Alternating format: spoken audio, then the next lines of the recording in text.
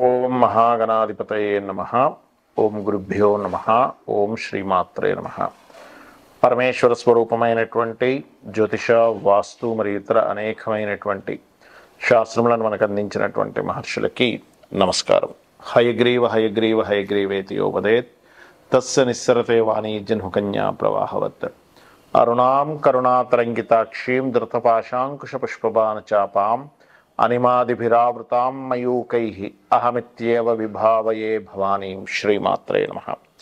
ప్రేక్షకులకి ఆ లలితాంబిక అమ్మవారి యొక్క అనుగ్రహం పరిపూర్ణంగా కలగాలని మనస్ఫూర్తిగా కోరుకుంటూ మనం ఈరోజు చెప్పుకోబోయేటువంటి టాపిక్ ఏదైతే ఉందో, చాలామందికి జాబ్ సంబంధించిన విషయాల్లో చాలా ఇబ్బందులు కలుగుతున్నాయి. అందులో ప్రధానంగా ఇప్పుడు విదేశాల్లో ఉండేటువంటి వారికి అక్కడ జాబ్స్ పోవడము, మరలా ఇండియాకు వచ్చి ఇంకోటి ఏదైనా జాబ్ వెతుక్కోవాలనుకోవడం, లేదా అక్కడే ఏదైనా జాబ్స్ వెతుక్కోవాలనుకునేటువంటి వారికి ఒక్కొక్క లగ్నానికి పలానా గ్రహ ఆరాధన లేదా పలానా దానం ఇవ్వడం ద్వారా జాబ్ సంబంధించిన విషయంలో బాగుంటుంది. అంటే కొత్త జాబ్స్ రావడము, జాబ్లో ఇంప్రూవ్మెంట్స్ జరుగుతూ ఉంటాయి.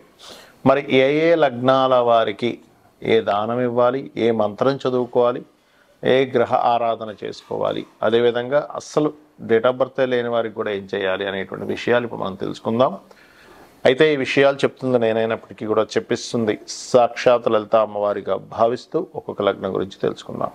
జాబు ఎవరికైనా పోయింది లేదా కొత్త జాబ్ రావాలి అంటే వాళ్ళ పర్సనల్ చార్ట్లో ఫస్ట్ ఆఫ్ ఆల్ జాబ్ వచ్చేటువంటి యోగం నడుస్తూ ఉంటుంది, లేదా జాబ్ పోయే యోగం నడుస్తూ ఉంటుంది. అయితే అది కాకుండా మనం ఫ్రీ వీల్ అంటుంటాం. అంటే మన ప్రయత్నం చేస్తూ జాబ్ని సంపాదించడము, జాబ్కి వెళ్ళిపోయేటువంటి స్థితిలో ఉన్నప్పుడు ఇంకో జాబ్లోకి ఎంటర్ అవ్వడం కానీ, అసలు అది ఆస్ట్రాలజికల్ పరంగా ఒక్కొక్క లగ్నానికి ఏమిటి అని చెప్పి చూసుకున్నట్లయితే మనం మేషలగ్నం వారికి చూసుకుందాం.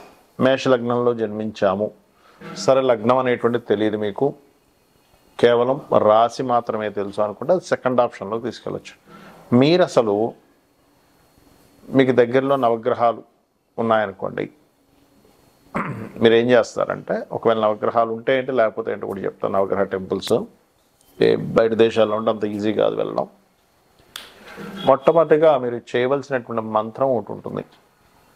అదేమిటి అంటే, మీకు జాబ్ రావాలి, సో ఫైనాన్షియల్గా బాగా గ్రోత్ రావాలి అని అనుకునేటువంటి వారు జాబ్కి మీరు నవగ్రహాలలో శుక్ర బుధ గ్రహాల దగ్గర దీపారాధన చేయండి. అదేవిధంగా ఓం నమో నారాయణాయ, ఓం శ్రీమాత్రే నమః అని ఒకసారి ఇది కలుపుతూ చేస్తూ ఉండండి. అలాగే మరొక విషయం ఏంటంటే, ఇక్కడ శనగలు దానంగా ఇవ్వండి. శనగలు కనుక ఎంత దానంగా ఇస్తూ ఉంటే అంత ఖచ్చితంగా మీకు జాబ్ సంబంధించినటువంటి విషయంలో మీకు గ్రోత్ అనేటువంటిది పెరుగుతూ ఉంటుంది. అదేవిధంగా ఇది జనరల్గా అంటే ఈ లగ్నంలో పుట్టినట్లయితే అనేటువంటిది. అలా కాకుండా మీ పర్సనల్ చార్ట్ అంటే మీరు జన్మించినప్పుడు ఉన్నటువంటి మీ జన్మజాత చక్రం ఉంటుంది, అందులో పర్టికులర్గా మీ మేషలగ్నానికి 10th లార్డ్ శని అయినప్పటికీ కూడా, అంటే దశమానికి కారకుడు ఎవరు? శని. ఉద్యోగానికి వాటికి కారకుడు, వ్యాపారానికి కూడా శని అవుతాడు మీకు. కాకపోతే బుధుడిని కూడా తీసుకుంటాం అక్కడ, వ్యాపార కారకుడు కాబట్టి. ఆ శని ఏ గ్రహాలతో కలిసి ఉందో ఆ గ్రహాలు స్ట్రాంగ్గా ఉన్నాయా వీక్గా ఉన్నాయా అనే దాన్ని బట్టి మీ యొక్క జాబ్ సంబంధించినటువంటి ప్రోగ్రెస్ అనేటువంటిది ఉంటుంది. కాబట్టి మీ దశమ స్థానాధిపతి, మేషలగ్నానికి దశమ స్థానాధిపతి అయినటువంటి శని భగవానుడు ఏ రాశుల్లో ఉన్నాడు, ఏ గ్రహాలతో కలిసి ఉన్నాడు, ఎక్కువగా శుభగ్రహాలతో కలిసి ఉన్నాడు అనుకోండి, మీ జాబ్ గురించి ఏమి టెన్షన్ పడాల్సిన అవసరం లేదు. అలా కాదండి, కాస్త పాప గ్రహాలతో కలిసి ఉన్నాడు అంటే శనికి వ్యతిరేకమైనటువంటి గ్రహం. అంటే ఇక్కడ ఏంటంటే ఒక ఎనర్జీ డిఫరెంట్ ఎనర్జీస్తో కనెక్ట్ అయినప్పుడు అది దానిది ముందుకు వెళ్ళదు. ఎలా అంటే నీరు నిప్పు ఆ రకంగా అనమాట. ఉదాహరణకి మీ యొక్క శని భగవానుడు ఒకవేళ కుజకేతుతో కలిసి ఉన్నాడు అనుకున్నప్పుడు కుజకేతు గ్రహాల దగ్గర దీపారాధన చేయడము, కందులు ఉలవలు దానంగా ఇవ్వండి. సర్వసాధారణంగా కర్మకారకుడైన శనికి ఈ 2 గ్రహాలు గ్రహాలు అవుతాయి.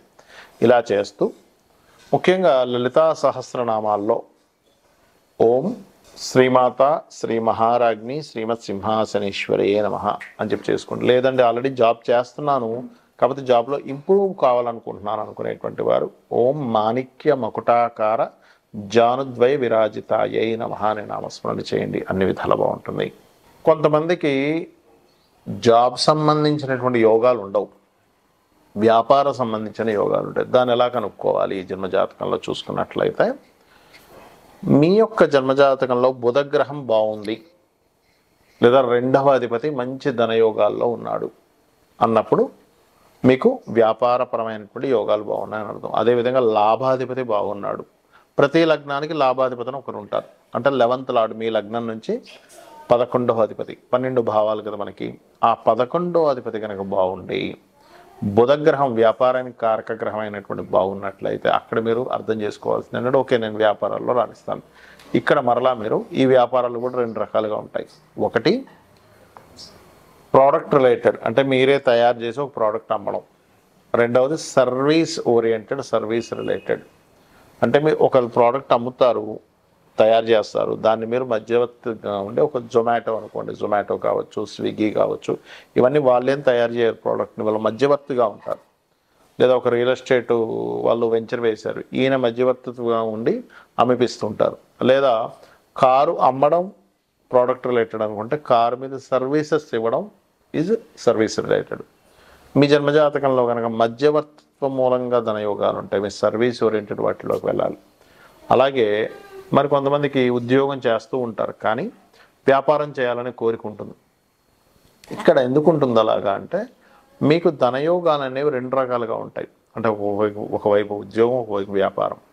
వాళ్ళకి పర్టికులర్గా బుధుడు కనెక్ట్ అవుతాడు, ధనకారకుడు, అండ్ శని కూడా ఇద్దరు కలిసి కనెక్ట్ అవ్వడం, లేదా శని భగవానుడు వక్రించి బుధరాశుల వైపు బుధుడి వైపు వెళ్ళడం జరిగినప్పుడు ఒకవైపు జాబ్ చేస్తూ ఒకవైపు వ్యాపారం చేయాలని ఇట్లాంటివి ఉంటాయి. అయితే ఇక్కడ చాలామంది విదేశాలకు వెళ్ళి అక్కడ జాబులు దొరక మళ్ళీ వెనక్కి రావడం, లేకపోతే ఇక్కడ జాబులు దొరక విదేశాలకు వెళ్ళడం కూడా జరుగుతుంటుంది. దానికి కారణం ఏమిటి? మీ జన్మజాతకంలో విదేశీ ధనయోగం, విదేశాల్లో ఉద్యోగం చేసే యోగం ఉంది అంటే 212 యాక్సెస్ సంబంధం, అంటే 2వ అధిపతి 12వ అధిపతి, లేదా 10వ అధిపతికి 12వ అధిపతికి 2వ అధిపతికి సంబంధాలు రావడం. రాహుకేతు యాక్సెస్లో అన్ని గ్రహాలు ఒకవైపు అంటే ఇంకోవైపు వెళ్ళి శనుండి దానికి కాంబినేషన్లో ఉండడం, ఈ ఫార్ములాస్ అనేవి కూడా శాస్త్రంలో చెప్పబడ్డాయి. ఇలా ఉన్నట్లయితే అప్పుడు మీరు విదేశాలకు వెళ్ళి చేస్తారు. అలా కాకుండా అసలు 212 కాంబినేషనే లేదు, 10-12 కాంబినేషనే లేదు, అండ్ ఆ మహాదశ నడవట్లేదు, అసలు చంద్రరాహు శని కాంబినేషన్ లేదు, గురుచంద్రరాహు కాంబినేషన్ లేదు అన్నప్పుడు మీరు విదేశాలకు వెళ్ళి ఉద్యోగం చేయడం వల్ల ఇటువంటి ప్రయోజనం ఉండదు. అక్కడికి వెళ్తారు, ఊరికే టైంపాస్ అయిపోతుంటుంది, డబ్బులు ఖర్చు అయిపోతాయి, అయ్యో ఇంత టైం వేస్ట్ అయిందని మళ్ళీ వెనక్కి రావడం, ఇట్లాంటివి జరుగుతుంది. సో మీ పర్సనల్ చార్ట్లో అసలు ఏ యోగం ఉంది అనేటువంటిది ఫస్ట్ తెలుసుకోండి. అంటే ఒక గమ్యం చేరుకోవాలి అన్నప్పుడు మీరు ఏ రూట్లో వెళ్తే గమ్యం చేరుకుంటారు అనేటువంటిది ఎలా ఉంటుందో, మన పర్సనల్ చార్ట్లో మనం అసలు ఎందుకు పుట్టామనేటువంటిది ఒక లెక్క ఉంటుంది. ఏం సాధించడం కోసం పుట్టాం, అదేవిధంగా మన జీవిత గమ్యం ఏమిటి, మన కర్మ ఏమిటి, మనం పాస్ట్ లైఫ్లో చేసుకున్నటువంటి కర్మ ఏ రూపంలో ఇక్కడికి వచ్చింది అనేటువంటి చాలా క్లియర్గా ఉంటుంది. కాబట్టి మీరు ఏం చేస్తారంటే ఫస్ట్ మీ పర్సనల్ చార్ట్ తీసుకోండి. లేదంటే నా దగ్గర చార్ట్ లేదు, ఏమీ లేదు, కానీ నాకు ఉద్యోగం రావట్లేదు, ఏం చేయాలి? సింపుల్గా 2 మంత్రాలు చెప్తాను, లలిత సహస్రనామం. వాటిని భక్తి శ్రద్ధలతో మీరు కనుక చేయగలిగితే 100% మీకు ఉద్యోగం వచ్చి తీరుతుంది. అందులో ఎటువంటి సందేహం లేదు. అందులో మొదటిది ఓం శ్రీమాత శ్రీ మహారాజ్ని శ్రీమత్ సింహాసనేశ్వరియే నమః. ఇంకోటి కూడా ఉంది, అది జాబ్లో ఇంప్రూవ్మెంట్స్ కూడా పనికి వస్తుంది. అది ఓం మాణిక్య మకుటాకార జానుద్వై విరాజితాయే నమః.